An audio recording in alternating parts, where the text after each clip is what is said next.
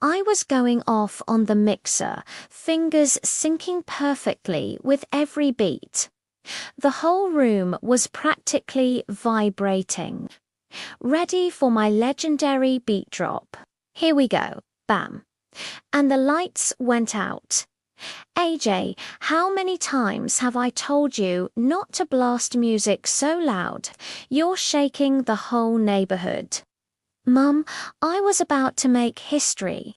Look, I'm not against your music. You know that.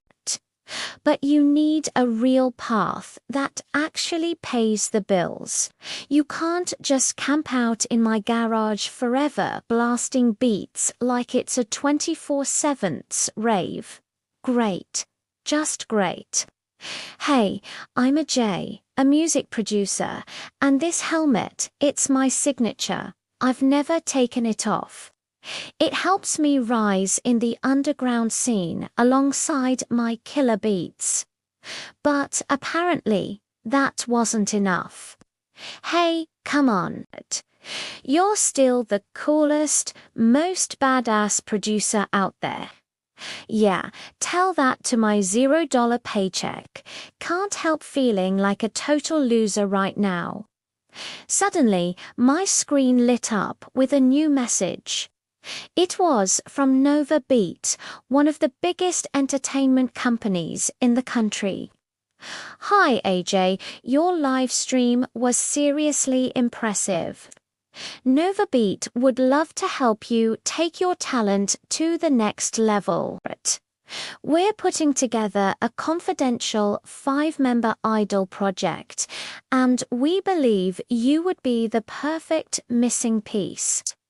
If you're interested, come visit our headquarters and idol group. Not exactly my thing, but an invitation from Nova doesn't just land in your inbox every day.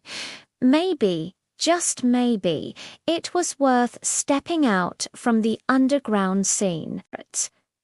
The next morning, I stood in front of Nova Beat's glass tower. A sleek security gate scanned me, then blocked me. Identity verification required. Excuse me, you invited me here. I'm AJ, the producer. Ma'am, AJ is a male. You are clearly not. Rude. I tried everything. Tilting my head, speaking in a deep voice, even sneezing into the scanner. Access denied. I was ready to kick the metal junk when I spotted a staff member coming. I slipped right in behind them before the gate closed. But once inside, I realized I was completely lost. The place was spotless, each door a perfect clone of the last. My head was spinning by the time I reached the final door. I pushed it open and 4 guys stared right back at me. One was cranking up dumbbells. Another lounged in a cucumber mask. The last 2 were locked in mortal combat over a game controller. Yeah, Herbert. Suddenly, the tallest, most jacked one charged straight at me. I yelled and bolted, but in a flash, he caught up and in one smooth motion yanked off my helmet. You... You're beautiful. My pulse spiked. I snatched the helmet back and shoved it on. Right then, the manager power walked up to us. There you are. I've been looking everywhere for you, AJ. Oh, perfect. Everyone's here. All right, introductions. This is Riot, our rapper. Meet Voltage, our top-secret boy band project. Noon, our visual Briggs, the main vocal. Zinc, the lead dancer. And Riot, our rapper. And guess what, AJ? You'll be the 5th member. My brain just glitched, but I'm a girl. The manager froze, his grin faltering. Well, doesn't matter. You're still in. With talent like yours, we'd be crazy to pass it up. We'll just pivot to a co-ed group. But that didn't sit well with everyone. Riot, the rapper, stepped forward. You want in. You have to pass the skills test first. Without warning, he launched into a rapid-fire rap diss, his words sharp as knives. My pulse kicked into battle mode. I dropped my gear, spun the dials, and threw down a slick beat that practically begged for a mic. Riot faltered for a split second, then smirked and kept going, riding the rhythm the others joined in with ad-libs and harmonies. The room turned electric. By the time the final beat faded, we were all grinning like idiots. Even Riot gave a reluctant nod. Fine. Welcome to the team. Weeks flew by in a blur of rehearsals, inside jokes, and late-night takeout runs. Somewhere in between, we went from awkward strangers to a chaotic little family. Then came showcase night. The moment we hit the stage, the lights slammed into us, and the crowd exploded. Ignite. We on the stage, we run the night. Side by side, we chase the fire. Sing it loud, take it higher. We nailed the choreography, hit every note, and fed off each other's energy like we'd been doing this forever. Then came the ending pose. Spotlight blazing, fans screaming. We bowed. That's when I felt the strap on my helmet loosen. It tumbled right off. Gasps erupted from the crowd as my face was completely exposed. Panic took over and I bolted off the stage, weaving through the chaos. But everywhere I turned, phones were shoved in my face. Then, out of nowhere, a jacket dropped over my head, blocking the flashes. It was Riot. His grip was firm but careful as he guided me through the crowd and out a side exit. Only when we reached the lounge could I finally breathe. That's when the door burst open. We did it. Your performance is everywhere. Voltage is officially on the map, and it's all thanks to a Jay's immaculate visuals. Honestly, you should have never worn that thick helmet in the first place. But that's exactly what I don't want. People are just going to obsess over my looks and forget the blood, sweat, and beats I put into my work. And that's a good thing. Just imagine how far the group can go with your visual.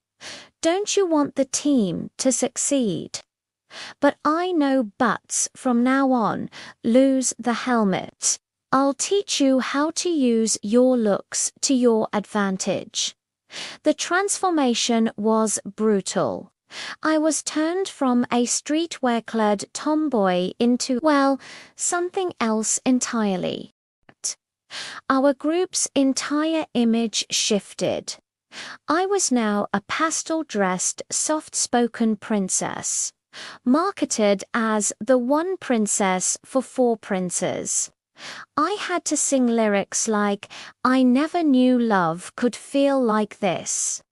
A gentle touch, a smile I can't resist. Every time you're near, my heart skips a beat like a song. Singing this sugar-coated fantasy felt like choking on cotton candy. And it wasn't just me. The whole thing made everyone squirm. Everything we had built started to crack, and I had no clue how to fix it. So, at our first ever fan sign event, we still had to plaster on our princess and prince smiles, sign posters, and make polite small talk. Halfway down the line, I glanced up and my lips curled into a real smile. It was Dan. "No way," I said. "You came all this way just to see me." "Of course," he replied. "I'm still your #1 fan, remember? Or have you been too busy for me?" Something felt off. His smile didn't quite reach his eyes, and his grip on my hand suddenly tightened. I kept my polite smile since cameras were everywhere. But then he leaned in close, his breath freezing against my ear. "Don't get too close to those 4 guys. You only belong to me." I tried to pull my hand back, but he wouldn't let go. That's when Riot's chair scraped against the floor. He knocked Dan's hand off mine, not hard, just enough to break the grip. But Don staggered back and then threw himself onto the floor, clearly trying to make it look like Riot had shoved him.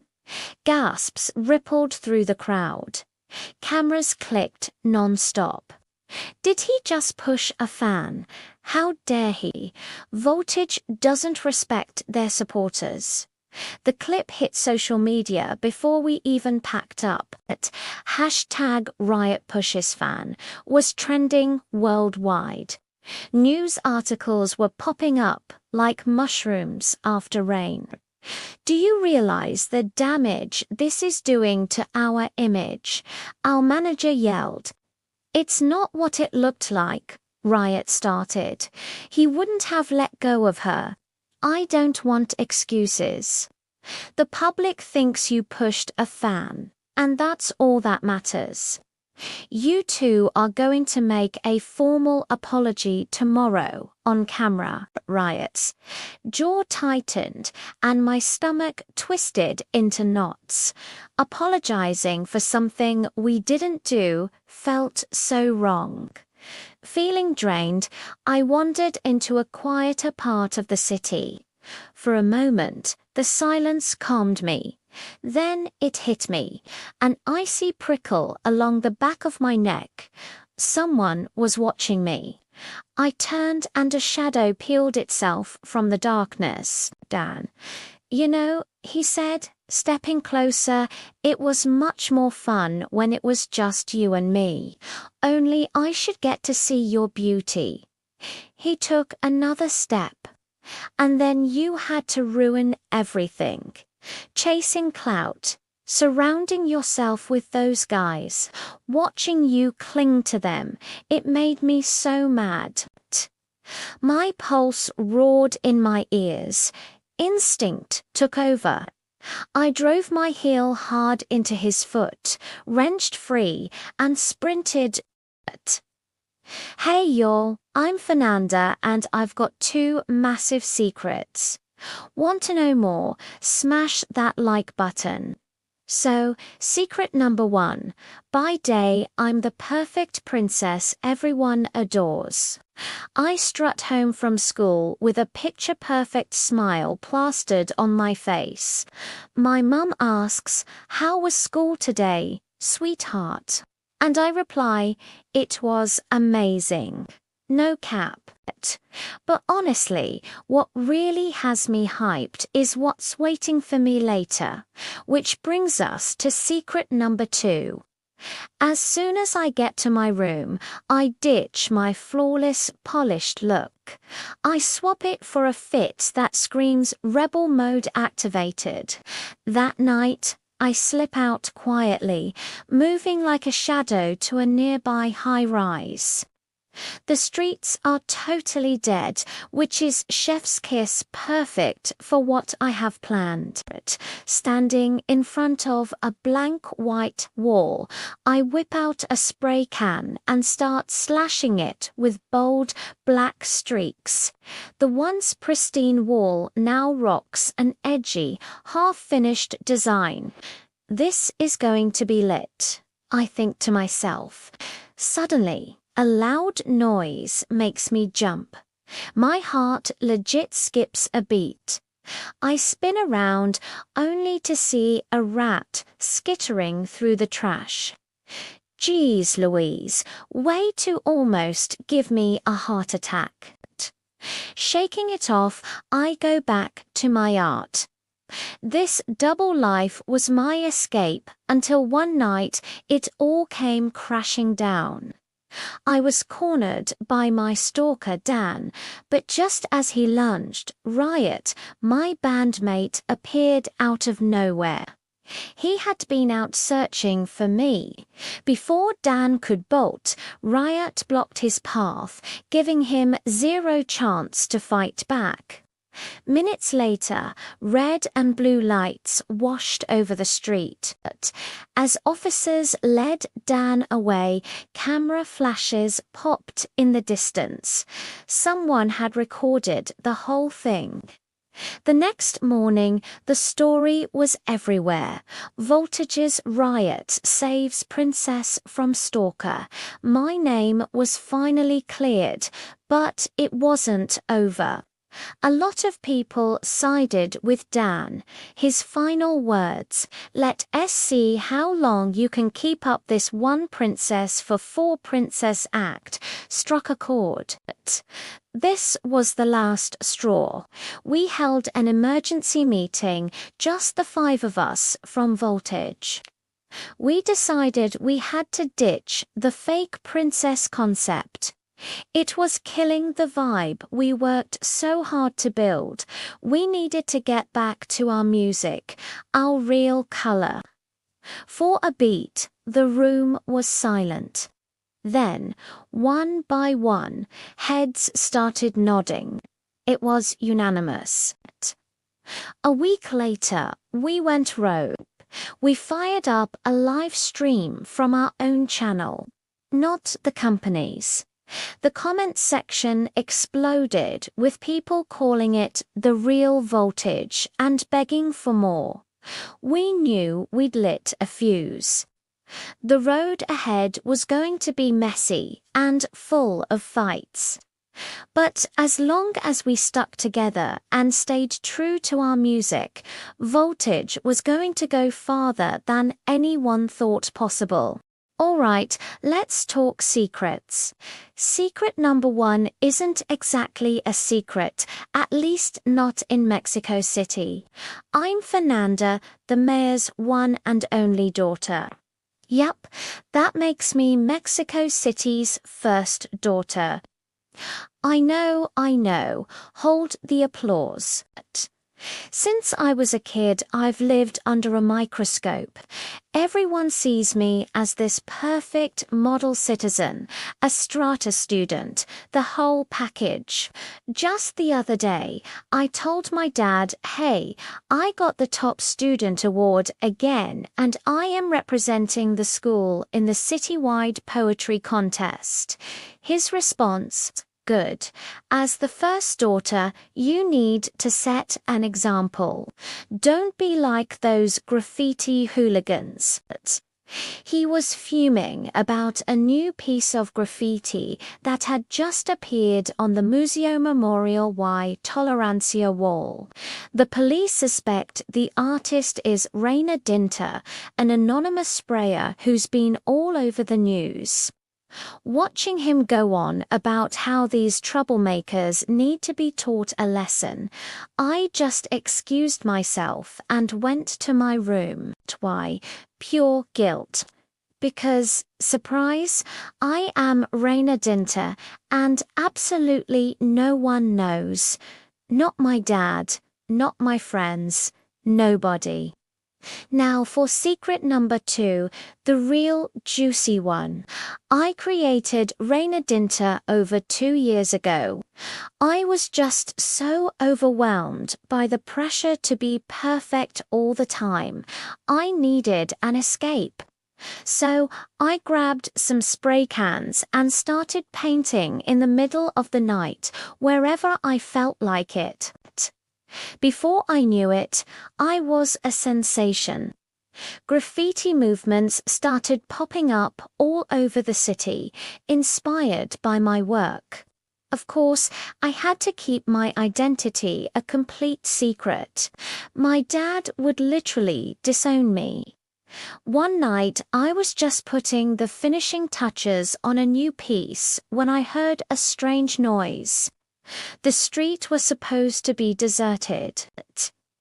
It was super late, but I had this creepy feeling like someone was watching me from the shadows. I quickly signed my work and bolted. What I didn't see was a figure emerging from the darkness after I left. They walked right up to my graffiti and stared at the signature Reina Dinter. The next day, I was on edge, but nothing happened. Life went on, and my two identities, Fernanda and Reina Dinter, stayed separate. Just when I started to relax, I heard someone call my name. It was Troy, this kinda weird artsy guy from the art club. You know the type, messy hair, mismatched clothes, always lost in his own world. I'd barely ever spoken to him, and then he says it. "Hey, you're Reina Dinter, aren't you?" My heart just stopped. I tried to play it cool. "I don't know what you're talking about," but he wasn't buying it. "I saw you last night," he said.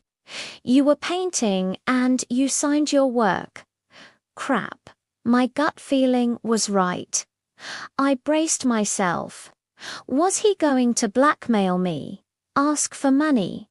"What do you want from me?" I asked, my mind racing. His answer totally threw me. "Could you meet my friends and sign autographs for everyone? I can't believe I've been going to school with my idol this whole time.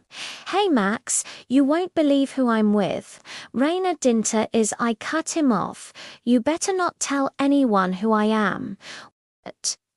Troy stared blankly at his shattered phone on the ground, but instead of getting angry, he begged me to reveal my identity.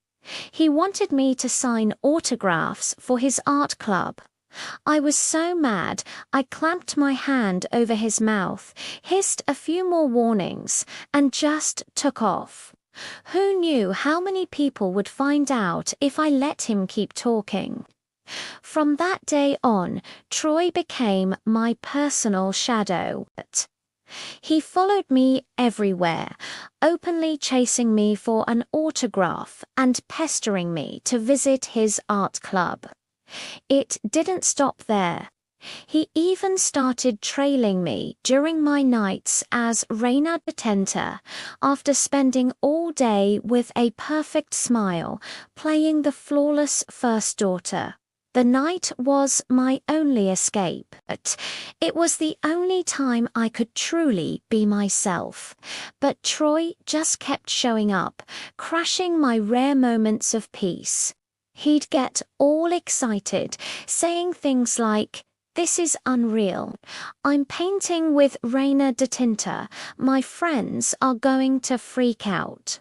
I'd warn him, "If anyone else finds out about this, you'll regret it." But he just didn't get it. "Why?" he'd ask. "You're doing something amazing, inspiring so many people. Don't you want them to know it's you?" I'd just ignore him. How could someone so carefree possibly understand the pressure of being Mexico City's first daughter? One night, as I was finishing a piece, he caught up to me again. "Hey, who's there? Stop right now," I shouted, turning to run. He just laughed. "I didn't know you knew the streets so well." He explained that he hung out with older, legendary graffiti artists. "Right now," he said, "they're working on this massive street art project in Pachuca."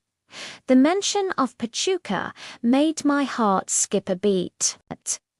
The district is famous for its stunning murals, a place I'd only dreamed of visiting. When Troy suggested I join him and his friends there, I was hesitant. But he looked me right in the eye and said, "I promise, I won't tell anyone you're Reina Detenter." His earnestness somehow convinced me. Our trip to Pachuca was magical. Every corner was alive with vivid, larger-than-life graffiti. Troy dragged me from one food stand to the next until I was stuffed with tacos and esquites. Then he pushed me into the middle of a street carnival. For the first time, I forgot about my perfect image and just danced like no one was watching, surrounded by strangers. I felt truly free. Later, Troy introduced me to his crew. One of them looked me up and down. "You're into graffiti. You don't exactly look the part," I just said. "Yeah. I've been painting solo until now." They invited me to join them, talking about building a strong, united graffiti community. One artist mentioned, "It's amazing how street art has boosted tourism in Pachuca." But the mayor doesn't see it that way. His re-election campaign is all about cracking down on graffiti. If he wins, this whole project will be shut down. Her words hit me like a ton of bricks. They were talking about my dad. What would they say if they knew I was his daughter? Troy must have sensed my panic. He gave me a worried look, and in that moment, I knew my two worlds were about to collide. What happens next? The ride home was suffocating. My dad gripped the steering wheel, his knuckles white. "The news is everywhere, Fernanda. Mayor's daughter caught vandalizing public property. You've tarnished my reputation and your own." His voice was cold, sharp. "Dad, I'm sorry. Please, you have to believe me. What I'm doing, it matters." I pleaded, my voice barely a whisper. He didn't even look at me. "Tomorrow morning we're holding a press conference. You'll say those graffiti artists lured you into this. You promise the people of Mexico City that you work to shut down the entire graffiti community." My heart sank. He was right. My reckless actions had jeopardized his mayoral campaign. The logical thing was damage control, to protect him, to protect our family's name. But the words that came out weren't logical. They were mine. "I'm sorry, Dad, but I can't. I'll finish the mural, no matter what. I'll take responsibility for my choices." His face turned thunderous. "Jew. Those people have corrupted you. I'll see to it that they're punished. Stop yelling and listen to me for once." He froze. I'd never raised my voice at him before. I had to say it. All of it. The pressure to be perfect, the suffocating expectations, and my deep, burning love for graffiti. "Give me a chance, Dad. Let me and my art prove their worth." His eyes narrowed. "What could you possibly prove with meaningless wall scribbles?" I took a deep breath. "I'll paint El Angel on the wall across from the city hospital. It'll be a gift to the patients, a symbol of hope." Dad said nothing. I braced myself for the punishment, for being grounded for life. The next morning, he called me into his office. His expression was as intimidating as ever. "Fernanda," he started, his voice firm. "You're grounded after this." I knew it, of course. But he paused. "That's after you finish the mural." My jaw dropped. Was he serious? He gave a slight, almost imperceptible nod. "Go, show me what your art is worth." And in that moment I knew this wasn't just about a wall anymore. It was about building a bridge, one spray can at a time. "Wait, you're letting me finish it?" When I wanted it erased, a boy stopped me. He told me his mother is in the hospital and your mural gave her hope to keep fighting. So I'm giving you a chance. And maybe I need one too, to understand you and this art of yours. The very next day, my dad, the mayor, publicly granted me permission to complete the mural. The backlash was immediate and intense. We faced a storm of criticism, skepticism, and whispers that his campaign was falling apart. But we both knew that if I could pull this off, it could change everything. For me, this was my one shot to finally prove my talent to the world. With Troy's help, I gathered a team of experienced graffiti artists to assist. The week that followed was grueling, but absolutely exhilarating. We worked day and night, pouring our hearts and souls into every single brushstroke, every spray of paint. Together, we brought the mural to life. Standing before the finished piece, I finally addressed the crowd. I used to hide in the shadows to create my art, but today I stand before you, proud to show my work, because I know it's meaningful, and I know it has value. The applause was overwhelming. Troy cheered the loudest, right alongside the graffiti artists, both the ones I knew and the new faces in the crowd. And for the first time, even my parents joined in. The mural's success surpassed all our wildest expectations. Dad didn't just regain the public's trust, he earned it back stronger than ever before. By collaborating with street artists, he redefined Mexico City. It wasn't just a civilized, progressive hub anymore. It was a city truly alive with creativity and culture. As for me, on the surface, I remained the perfect student and the admired first daughter. But deep down, something had changed. Just a little. One evening, I asked Dad, may I go to Avenida in Sajentas to paint a mural for the Carnival Festival? He just smiled and said, do your best. And with that, I finally dared to paint under my real name. No more shadows, no more secrets. Thanks for watching, and don't forget to subscribe for more stories.